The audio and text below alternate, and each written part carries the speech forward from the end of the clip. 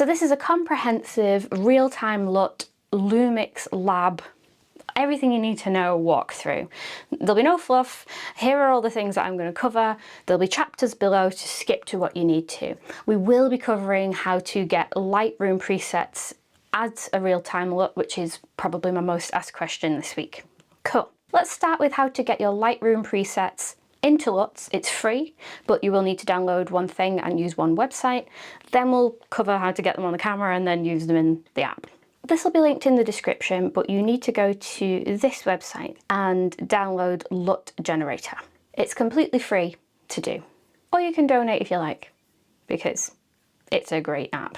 This will work for both Windows and Mac, but I've downloaded the Mac version. So the first step is to generate a HALD, and I just stick it on desktop because it's just easier to find, and that's all you need to do for the time being. You'll get something on your desktop, if that's where you've saved it, called neutral whatever, and it's a PNG. It looks like that, looks a bit crazy. Then we need to go into Lightroom and import this image. So I'm going to go to import, desktop, and just import this. So all you need to do now is find your preset of choice. These are my Microphone Nerds presets, and if you download them, all this is already done for you, microphonenerds.com. So for example, I'm going to use Marry Me, and you just want to click, and as you can see that this has changed colour. So that was how it used to be, and then Marry Me is now on there. A LUT stands for lookup table, and it only allows colour and tone curves and certain types of information. So there's certain things that we need to turn off so that you don't get squiffy results. So everything in your basics panel is absolutely fine except your clarity and dehaze. So make sure both of those are at 0. Your tone curves are fine. Your HSL sliders is where the magic happens. That's absolutely fine. Colour grading's fine. Sharpening, I'm going to go ahead and turn that off. Noise reduction, I'm going to turn that off. We don't want to do any lens corrections because this is just for colour information. Your transform stuff needs to be off. Your calibration at the bottom, that's fine to leave on. So no dehaze, no clarity, no noise reduction. That's the main thing. And if you have grain as well, I would turn that off as well. We really just want to add the colour information into this file. And if you want to add grain in later, you can do that inside your camera. So once you've done this, we now need to go to File and Export, and we'll name it Marry Me because I think that's the one that I just used. And you can save that wherever you like. But the important thing here is to make sure that it's a PNG. Part 1, we're done. Now we go back to LUT Generator, and then step 2 is convert to cube. So you press convert to cube, find where you've just saved that image. There's mine, and then it'll automatically turn it into a cube file. Work in process, and then we get done. Bing! In an ideal world, that's all that we would need to do. However, there are a couple of different types of cube files, just to make things fun. So we go to a website called Color.io. This is completely free to use as well. And this is the important thing because not all cube files are made equal. If you have a cube file that isn't working in real-time LUT for whatever reason, this is probably the culprit. So in here, all we need to do is add LUTs, and you can batch this bit. So if you've just copied over 20 Lightroom presets, you can do this bit all in one go, which is good. So all you need to do is add your LUT into this website. And then you can see how it's affected the colour chart. So that was the original, and this is what Marry Me does. If that hasn't changed at all, something's gone wrong. It may not look right because not every LUT looks right for every circumstance, but you want to see that the colours have been changed. And then for the output, we just need to go to Cube Generic, and this is the culprit. This may be a 64, and we want it to be a 33. That's the important thing. Make sure it's 33 cubed, I guess. And then export your LUT. And that is very nearly done, I promise you. The only thing you need to do now, it's called Marry Me 1, which is what I named it, and then it says converted with colour. Something to bear in mind when you are importing LUTs onto your S9 or Lumix Lab is we don't like numbers and we don't like spaces, generally speaking. So what I've done with all my LUTs, just to make sure ultimate compatibility, is to rename them like this. Marry_me dot cube. So we take out all the spaces, we don't have like number 1, we don't have full stops, just as simple as possible. You can capitalize it if you want, but keep it as simple as possible. That is how you convert a Lightroom preset into a LUT. You can now put that onto your camera and import it into Lumix Lab, and awesome things will happen. Let me show you that next. Also, there may be other ways of doing this, but this way is free, it's pretty simple, and it's what I've done with my own presets, and I've done it since the S5 II was about, so I've had lots of experience doing it in this workflow, and it's always worked excellently. Next, we're going to cover how we get the LUT onto your camera. First of all, dead easy. All you need to do is put your SD card into your computer and then copy the LUT onto the root of the card. The card doesn't even need to be formatted, but if you want to be neat and tidy about it, you can format it before you start. I will throw Marry Me onto the root. So I've just put that LUT that we just created onto the root of the SD card. SD card goes back into the camera. I can never figure out which way to do it on the S9, it's very tricky. And then I'll show you what we do in camera. And I'm going to film it in the jankiest way known to man. So when we're in the camera, we need to navigate to the LUT library to import the LUT into our LUT library, and that's in this menu. So the cog and then the top one, image quality 1. And then we go to LUT library. You'll see in here that I've already imported a few because I use Real Time LUT all the time. Yours may have just an empty bank at the top. So I'm just going to scroll down to find an empty bank, and then I can press load, and then every cube file on your SD card should show up here, and then you just choose one, and then you'll get the message, reading LUT file completed. If you have more than one, you just go down, choose the next one, go down, choose the next one, until they're all on your camera, and it'll look something like this.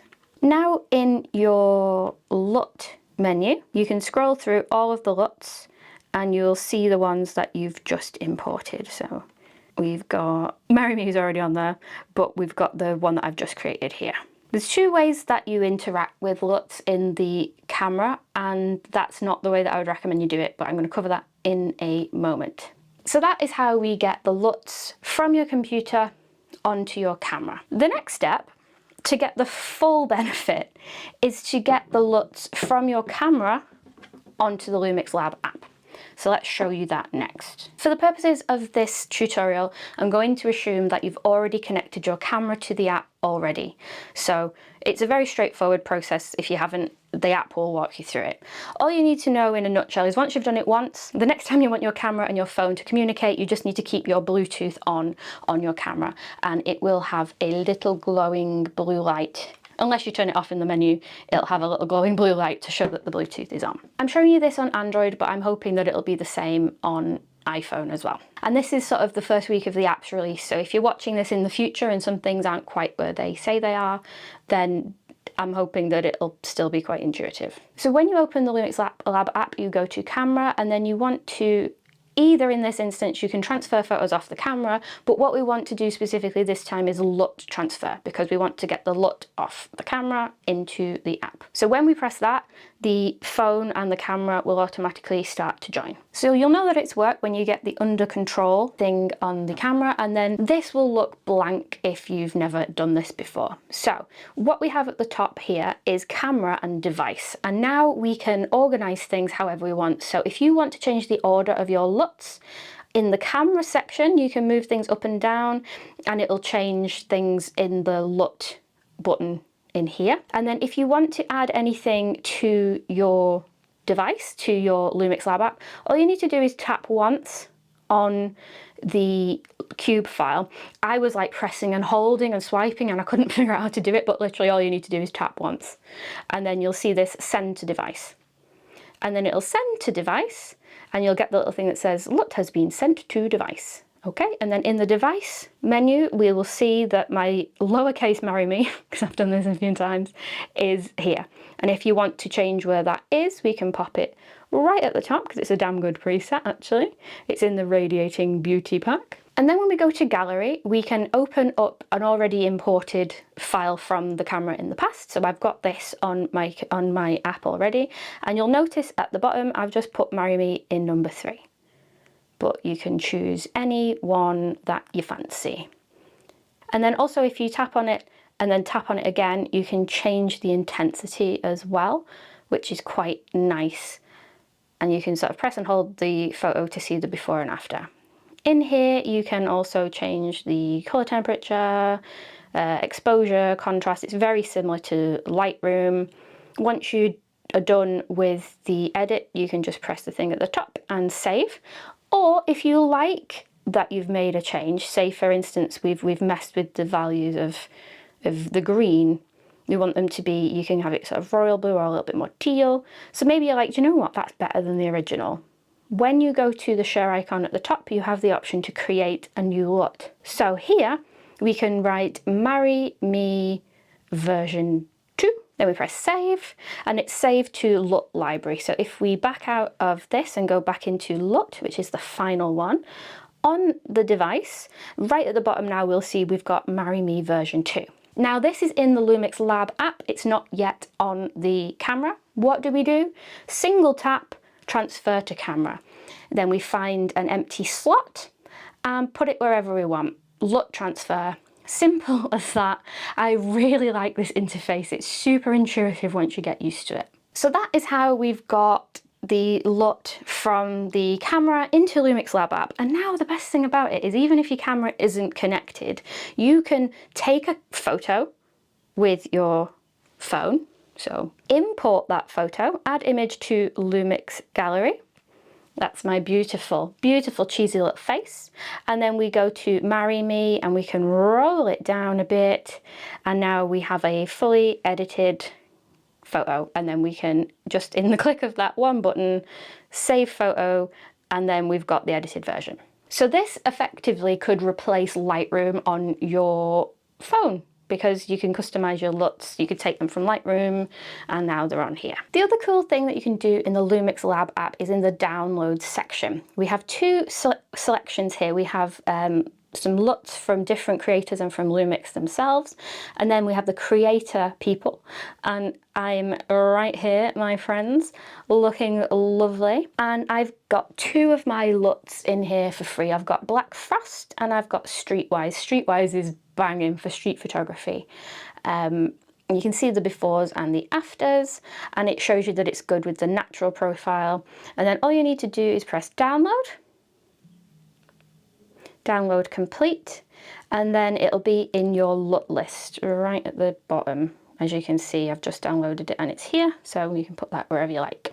You can do that for free with as many of the LUTs in here as you like. There are some absolutely gorgeous ones, and you can see as well that some of them are designed for video, some of them are designed for photos, some of them are great for both. There's loads that you can use here. Even if you don't have any LUTs on your computer, it's fine. Oh, we're flying through this, guys. I told you it's easy. It's easy. Right, so that's pretty much Lumix Lab in a nutshell. But I want to draw attention to this really cool feature that I don't think many people know about, and I love it. It's great when you're on the go. So this is how we do a raw edit inside your camera. What we need to do is go to the play button and then click third one down, process image, and then go to raw processing. So you pick the photo that you want and then you press set, and then we're going into this menu, and then we go up, and here you can see that we can change the LUT. So I shot this with sample LUT 3, which is built into the camera and it's super cool.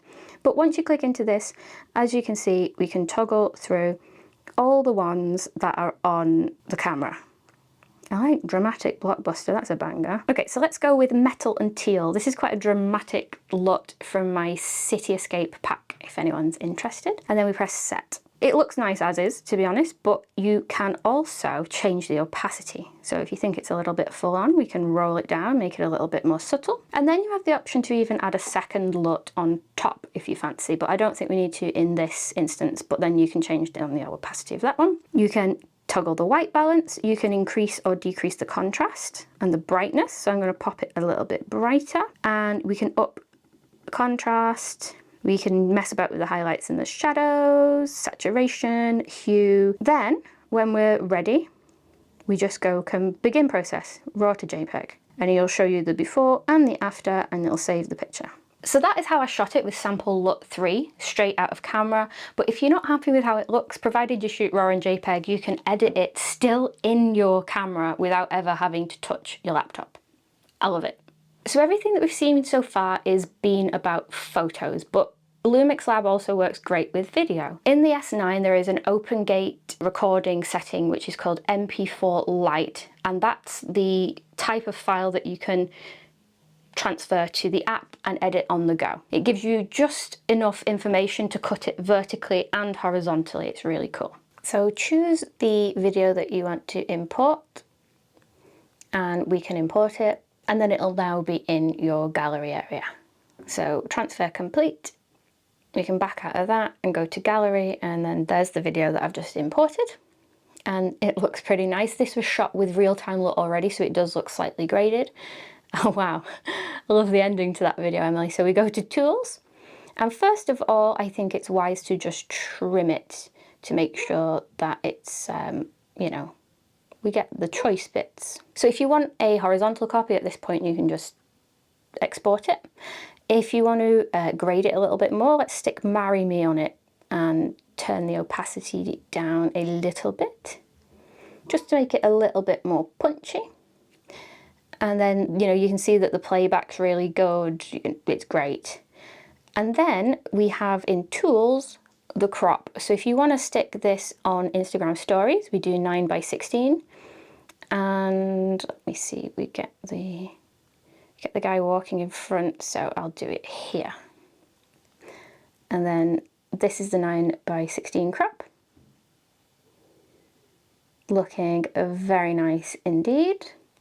There's also other things you can do. You can change the split tone, you can mess with the HSL, we can add a little bit more contrast, and you can always toggle before and after just by pressing and holding on the screen. And then to export that, you just hit the dude at the top and save video. That's now saved to your gallery, so you can put it on socials that way, or if you want to, you can press the share button and it'll put it straight on stories for you. From here you'll have options, so you can go to Instagram, press stories, send it to a friend, whatever you fancy doing, and it just goes straight into your stories and you can upload it as normal. Quick and easy as that. I mean, what a time to be alive that we've just like color graded a piece of open gate footage on our phone. So that is how to take video from your camera into Lumix Lab and out into the world. So as I said earlier, there are two ways that you can interact with LUTs within your camera. There is the LUT button. So as I said before, you can just press the LUT button, choose a LUT, and off you go. The way that I recommend that you do this is utilizing my photo presets, and I'll show you how to do that now. And I'm going to record it on my folding phone because I've been yammering on that bloody long that my main camera is dead. So you'll find photo style in camera settings and in image quality 1, the very top one. And in here, we can go through all of these ones that say my 1, my 2, my 3. These are all customized, and this is how I recommend very much that you do this, and I'll show you why. If this is the first time that you've done this, you can use my 1. I've got a few set up, so I'm going to skip to my 8. Okay, so first of all, we go to a custom my photo preset, go down to photo style, and then choose the base photo profile of your choosing. I'm going to go with Cine D, but natural works really well for photo style. If you're shooting this with video in mind, you might want to just go straight into VLOG. So then we can, you know, there's contrast and shadows and stuff, but the thing that we need to set up first and foremost is our LUT. We scroll down to LUT 1, and then we need to utilize the finger and go to LUT select, which is touching the bottom of the screen, and then the same menu as though you'd press the LUT button comes up, and let's just pop on metal and teal. The thing that makes this so powerful is LUT opacity. So not every preset or LUT works great for every single scenario. I'm sure if you've ever been editing in Lightroom, you'll stick a preset on and go, wow, that's a bit bold, let's roll it back. Now we can do that in camera. So I sometimes have a preset and then a number, so it's like streetwise 60%, streetwise 90%, and then I can sort of dial it in camera. So as a general rule of thumb, I start off maybe 70 or 80%. I'd rather under-egg it than over-egg it, if that makes sense, because a little goes a long way with a lot of these looks. And then if you want to add on a second LUT, you can do. So for instance, if you are a video shooter, you could stick your Rec 709 LUT on as 100%, and then in LUT 2 add a creative LUT at a lower percent. For photo stuff, most of the time I just use 1 and change the opacity. In here as well, we can also change the contrast, the highlights, the shadows, the saturation, and also the grain effect. So this is why I said before, if you're taking something from Lightroom, we don't put the grain on in the cube file, we put it in camera. So we can toggle low, standard, or high, or off. Most of the time I leave it off. I don't know. I think we pay so much money to get a really big sensor and really good low light reproduction that I feel wrong putting grain back in, but your mileage may vary. So once you've done all of those bits and bobs, now we can go to display, load, and save. Here it's a really good idea to edit the title because you've got, I think, 7 or 8. No, we're on 8. So I think we got 9 banks of my photo style. So you've got to label them pretty well or you'll just forget what everything is. So this is the metal and teal LUT. So I'm going to call it metal. And then I'm going to pop it metal 80 because it's at 80% opacity. And then we press set, and then we can save the current settings, and then it'll tell you where you want to save them. So this is in my 8. And then we press save. And then it's donezo. So now, instead of having to faff with the LUT button and just having one LUT slapped upon you unceremoniously, now when we are shooting photos, we can go into our quick menu and all of these My presets are in here. So at the bottom, we can scroll through them all. These are all my custom ones, and my 8 is Metal 80, the one that I've just created. To make this even more quick access and more versatile, if you want to quickly toggle between a couple of these presets, as I'm sure you do, the way that I do this is save them to my custom dials. You have C1, C2, and C3 on at the physical dial, and then inside C3, let me just go to C3 and show you. Inside C3, if you press menu, you have more digital custom ones that you can assign to as well. I would like to shoot shutter speed priority, and I would like to shoot with auto ISO, please. And just as a starting point for this, I'm going to put 125th of a second. And then I want to save all of that to the custom dial. So in the menu, we go to spanner, and then cog, and then save to custom mode. And then you can save it to 1, 2, or 3, or the digital ones inside 3. So just for the sake of argument, I'm going to save it to C1. And in here again, you can edit the title if you want. It's best practice to do so, but I change my custom modes that frequently. It's sometimes a pain in the backside, but you know, just I'll pretend that I'm a sensible photographer. So I'm going to call C1 metal, and I'm going to call it shutter because I'm in shutter speed priority. And then we press set, and then we press override, yada yada yada, completed. So now when we go to C1, as you can see, I'm in metal shutter, I'm at 1/25th of a second, and I've got my LUT already baked in. I've got some other ones. If you do that on C1, C2, and C3, when you're out and about, you can quickly toggle between the 3 and choose whichever preset looks best. That's how I like to do it. I think you've got much more creative control if you do it that way versus just pressing the LUT button and picking a full-on 100% opacity LUT. Both have the pros and cons. I think it's worth going the extra mile to set it up that way. Oh, we're smashing this. Lads, we're smashing it. Thus concludes my real-time LUT and Lumix Lab comprehensive overview. If you have any more questions, then let me know in the comments and I'll do my best to answer. And if you like the look of my real-time LUTs/presets. You can find them on microphonenerds.com. It's the best way to help support this channel if you've ever found it helpful, and the presets are kick-ass, if I do say so myself.